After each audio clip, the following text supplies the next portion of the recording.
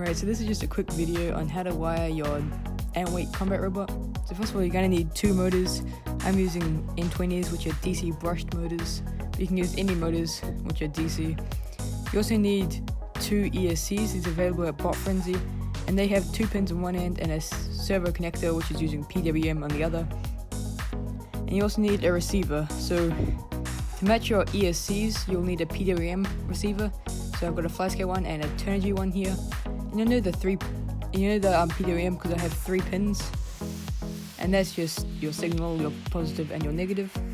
And you'll also need a battery. So I'm using a 3.7 volt lithium ion battery, and when it's fully charged, it's 4.2 volts, which matches my receiver's voltage of 4 to 8.4 volts.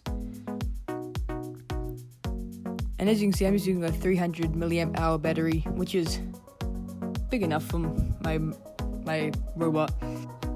Now for the connecting part, you'll see on the N20 or any DC motor, it has 2 pins, and on the ESC it also has 2 wires. Now these 2 wires go to the 2 pins, and it doesn't matter which way, because it'll just change the way the motor spins, and that can be changed in the controller settings.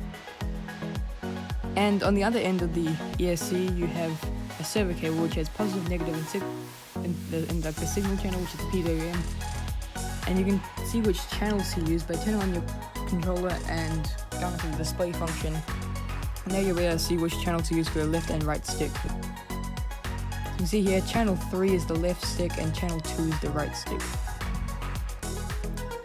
Now we can plug in our left motor and our right motor into those channels.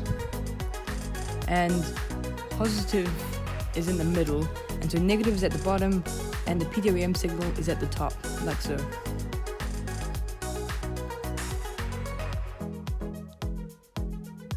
And then we can do the same for the next one, plugging it into channel 2. Now for our battery, we can plug it in the same way as our ESC wires, with the positive in the middle and the negative at the bottom. Now if you're using any battery with like a JST connector or any like that, they'll be pretty easy to plug in. And if they don't, then you might have to use an adapter. You see we have a red light, which means our receiver, it has got power and is connected to our controller. If it doesn't have a red light or is flashing, it either means the controller's not on or the battery isn't plugged in correctly. So that's it.